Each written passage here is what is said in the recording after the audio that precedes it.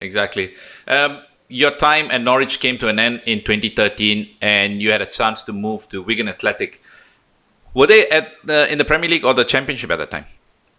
They just moved. They just got relegated to the Okay. Championship. So I had a conversation with Norwich, Chris Hughton, and everyone. They wanted to go down a new direction. They wanted to bring new players in, and obviously someone had to go.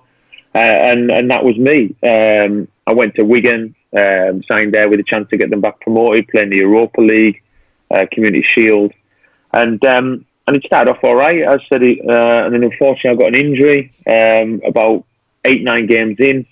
Unco was the manager at the time. He ended up getting the sack. Uwe Rosa came in. I was still injured. And he ended up being, I had really severe bone bruising. It was only supposed to be 3 or 4 weeks. It ended up being nearly 2.5, 3 months before I was back playing. And I just couldn't get started. And the manager at the time didn't really fancy me, didn't want to play me. And it was just a roller coaster there where the manager had his opinion, I had my opinion. And then eventually I ended up not playing at all. And then I ended up going on loan to Huddersfield for a couple of months. Yeah, how was that experience? You also went to Aston Villa for about 10 games. Yeah, I went to Aston Villa at the end of the first season for 10 games, which was good. Reunited with Paul. Went there and played, and we managed to keep them in the division, which was great. Obviously, they needed to. Another fantastic football club. Absolutely privileged to be there. And then, obviously, I went back to Wigan. I told Wigan, they told me they wanted to sell me. And then I was trying to say, well, that's fine. I want to go here. I had 3 or 4 clubs that wanted to bid for me, but there wasn't enough money. And it's kind of one of them things. And then I ended up coming back pre-season, and then I ended up going up to Huddersfield for 2 months, which was great. Really enjoyed it there. Fantastic club. And then they agreed a deal to sign me for 2.5 years. And Wigan, for some reason, wouldn't sell me, which was strange. And then unfortunately, at the back end of that loan spell, I was going back to Wigan, and I was really excited to go back and give Wigan a real crack. Malky Mackay took over, who I knew Malky. And unfortunately, I snapped my ACL on my last game playing for Huddersfield. Ouch. So I was 33 back at Wigan, and I was out for probably 12 months. Then, obviously, you made a move that, 3 loan deals. You went to Wolves as well, right? Mm-hmm. And after that, you went back to the club that gave you so much joy, Rochdale. Yeah, I went to Wolves, and it was a time I was just getting back from the knee, really. So I was kind of in and out and wasn't really playing and stuff like that. But it was a great experience because I was getting fitness and match time. And then obviously I went back to Rochdale. They kind of I left Wigan. They were in a good place. They were probably going to go up and stuff. And I knew my time there was done, and I had a chance to go back and help Keith Hill and Rochdale stay in the division, because at the time there was relegation and in and around it, and I wanted a little bit of experience. Luckily, I went in there for the end of the season, and we comfortably stayed up. And it was good to go back, and be in full circle and be back there and see the excitement for the fans and me going back. And I knew I was only going to go there to the end of the season. I had no ambitions of staying longer, and Keith didn't, to be honest. But it was a good little match up for the time being. You How old were you then? Already? I'd have been 34 then. 34, right? Yeah. And then an opportunity to move to the Scottish League with the Hibernians came about.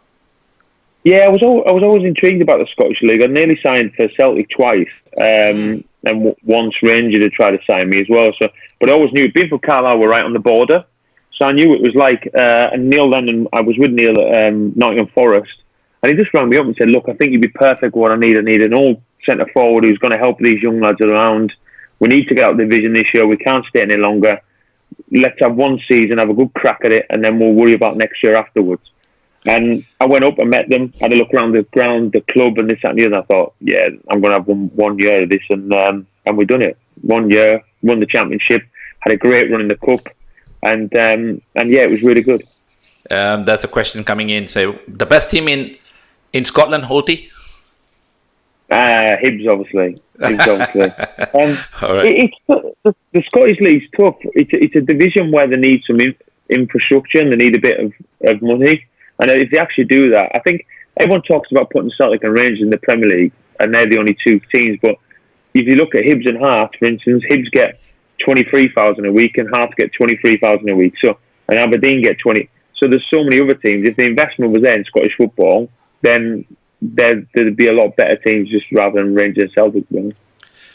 So I suppose after that season, it was more or less winding down your career, wasn't it? You moved to Lintown and then back to Barrow and then to Wroxham. All in all, you played about 611 games in the English League in every tier, and you had like 21 clubs. Yeah, that's a lot of clubs. You got more clubs than Tiger Woods. No, not as many titles though. Yeah. It was.